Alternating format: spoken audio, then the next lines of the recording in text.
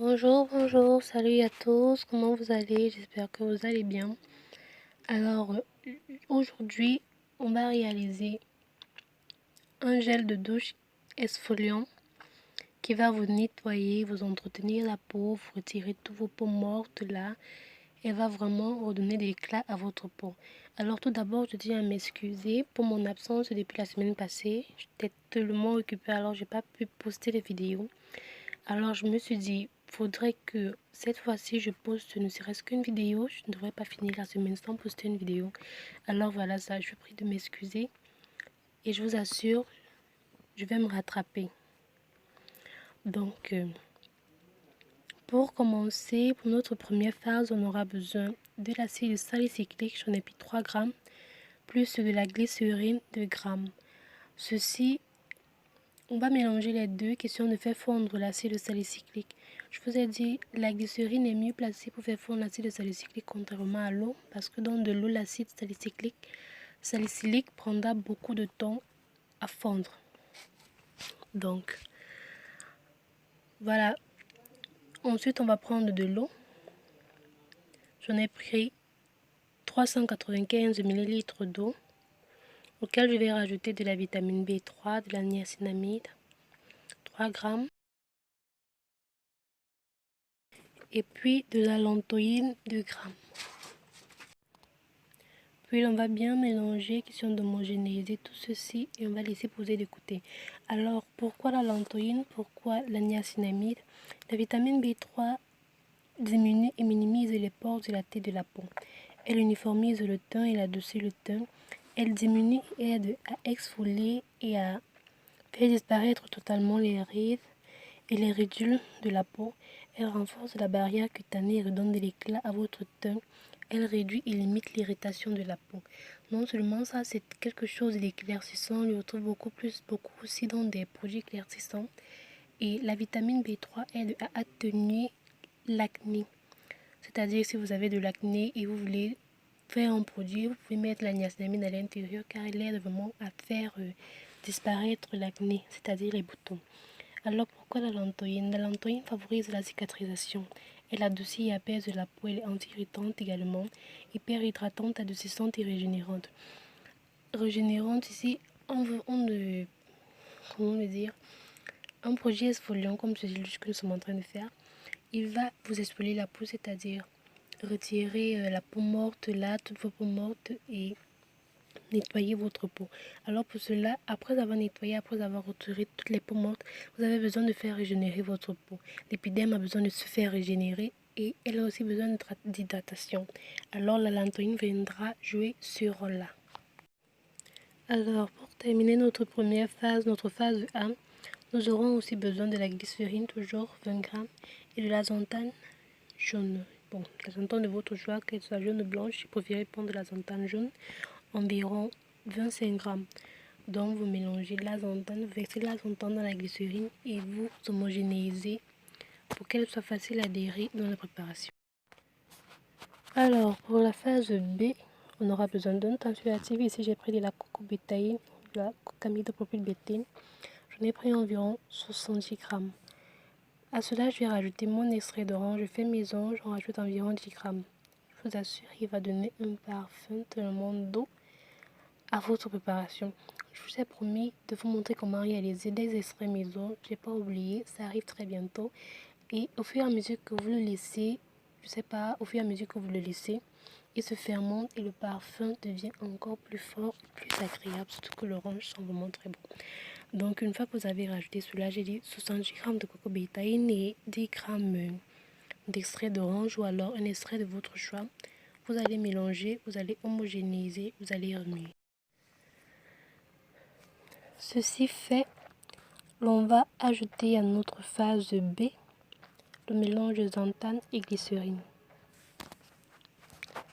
Ceci pour bien, je sais pas trop comment dire. J'aurais pu rajouter ce mélange de glycérine et xanthane directement dans le mélange eau, B3 et lantoïne, mais j'ai préféré le mélanger au tensioactif.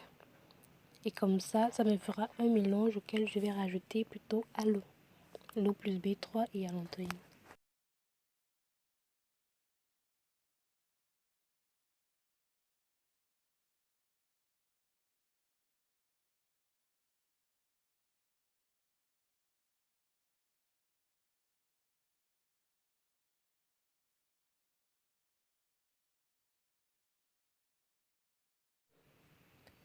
Alors on mélange, je remue vraiment très bien. Ici il n'a pas encore fait, la zantane commence déjà à faire effet. Comme je l'ai dit tout à l'heure, on va mélanger ceci à notre eau plus vitamine B3 et à l'antoïne. Alors on verse tout en remuant.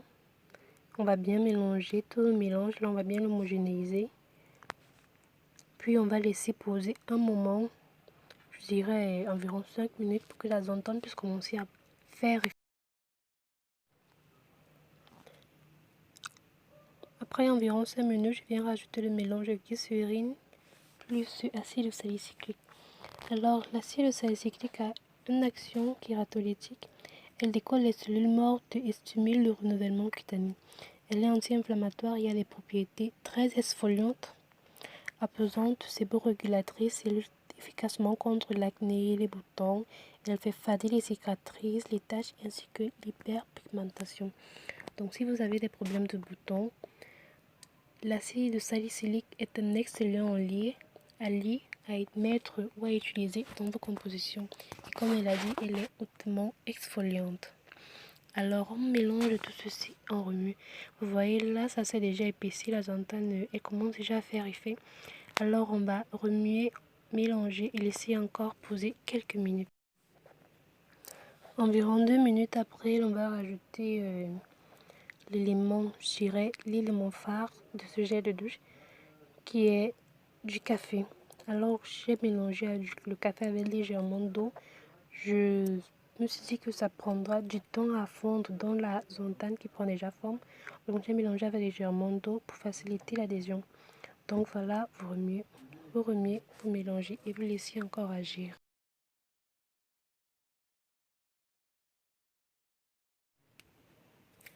Alors regardez vous-même comment le mélange s'est épaissi. Voilà à quoi ressemble notre gel de douche. Maintenant, voilà à quoi ressemble notre mélange. La couleur me plaît quand même, elle me plaît assez. La texture aussi, je l'aime beaucoup. Donc maintenant, on va passer à notre phase d'ajout. Alors dans un petit gobelet, un petit récipient, je vais rajouter légèrement d'eau, je dirais environ même 2 ml d'eau, auquel je vais rajouter un benzoate de sodium. J'en prendrai environ 6 grammes qui me servira ici de conservateur. Et le fait est que pour bien faire adhérer le benzoate de sodium à vos préparations, il est nécessaire de le mélanger avec légèrement d'eau et beaucoup mieux de l'ajouter en fin de préparation. Donc c'est ce que je suis en train de faire là. Et le temps qui va se dissoudre dans cette eau là, je vais rajouter les autres actifs à mon gel douche.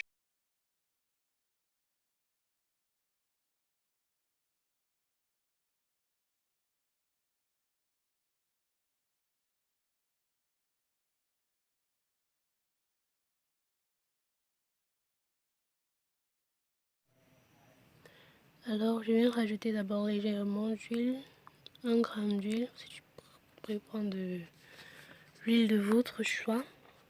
Ce que j'ai rajouté c'est de l'huile d'orange pour venir légèrement ajuster sur l'odeur de l'extrait d'orange. Alors on remue bien, je dis 1 gramme d'huile.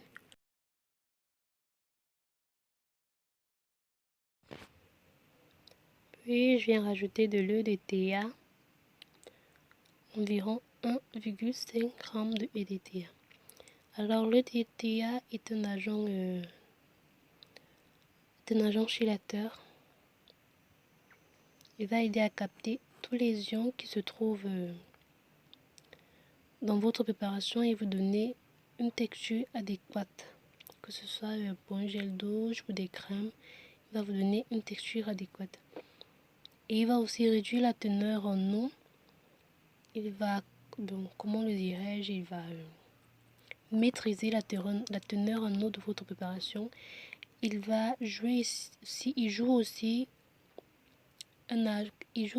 comme un agent de viscosité, c'est-à-dire il va aider à lourdir légèrement votre préparation. Et vu qu'il va, comment le dire? Bon, tout à l'heure, j'ai dit qu'il va contrôler la teneur en eau de votre préparation. Et vu qu'il tient et contrôle la teneur en eau, il va éviter à ce que votre préparation ne se détériore. Ça va, on ajoute du conservateur, mais si vous remarquez dans les produits commercialisés, dans un seul produit, il y a tellement de conservateurs, peut-être 2 ou 3, et on peut rajouter aussi de l'oxyde de zinc, l'oxyde de titan, ou bien de l'huile de théa, ou alors ses substituts. Voilà. Donc après l'huile de théa, je vais rajouter de l'oxyde de zinc, environ 2 grammes d'oxyde de zinc. L'oxyde de zinc, lui, il a des propriétés protectrices et purifiantes.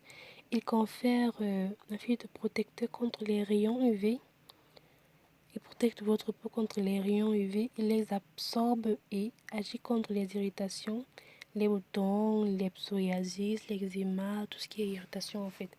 Alors ici, son rôle phare, que ce soit dans des gels de douche ou dans des crèmes corporelles, c'est de capter les rayons UV, les absorber. Et ceci vous donner un film protecteur au niveau de la peau. C'est-à-dire, vous n'avez pas à craindre que peut-être la journée sera ensoleillée, vous êtes en saison sèche, vu que vous avez soit de l'oxyde de zinc ou de l'oxyde de titan dans votre produit, dans votre composition. Il va absorber les UV et vous empêcher la peau de noircir, vous empêcher les rayons de soleil de noircir la peau, et il va réduire l'hyperpigmentation et aussi les irritations dues à la sudation excessive.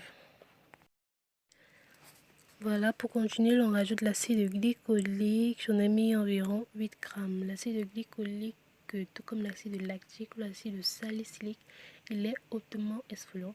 Dans la majorité des produits exfoliants, vous retrouverez de l'acide glycolique. Il est hautement, je dis bien hautement exfoliant. Alors, après être un bon agent exfoliateur, il est un bon agent kératolytique. Il décolle et élimine toutes les cellules mortes de la peau. Il favorise le renouvellement cellulaire. Il apporte de la luminosité à votre teint et surtout au teint terne. Il est un excellent anti-rides utilisé dans la fabrication du collagène, de l'élastine et même de l'acide hyaluronique. Donc, il a un effet hydratant aussi parce qu'il est utilisé dans la fabrication du collagène et de l'acide hyaluronique qui sont hautement hydratantes, ce qui voudrait dire qu'il a aussi des propriétés hydratantes. Alors, il est un peu comme l'acide salicylique, le renouvellement cutané et tout le reste là. Il est alors idéal pour un traitement exfoliant. Donc, voilà ce que nous avons. Puis je vais rajouter une touche du conservateur, du Gel Plus, environ 0,95 g, c'est suffisant. Nous avons encore du benzoate de sodium et de l'huile de théa là qui est encore là. Donc on mélange tout ceci, on remue bien. Et voilà, nous arrivons à la fin de la fabrication, de la réalisation de cette petite merveille qui donnera de la luminosité, qui illuminera votre teint, l'exfoliera et vous donnera vraiment une très belle peau, très douce. Alors ceci étant, vous laissez poser votre préparation. J'en ai laissé la mienne environ 15 à 20 minutes. Vous allez vous remarquer là que la mousse, toutes ces mousses là qu'il y avait tout à l'heure, elle a diminué et la texture est là aussi légèrement changée. Alors voilà, nous arrivons à la fin. Nous renversons maintenant notre gel de douche dans son récipient adéquat. Toujours désinfecter tout votre matériel de grâce, je vous en supplie. Évitons les proliférations bactériennes. Si jamais vous avez un gel de douche ou alors une crème qui mousse ou alors dans laquelle il y a une prolifération de germes et vous l'utilisez sur votre peau, vous risquez d'avoir vraiment des désagréments et des réactions graves.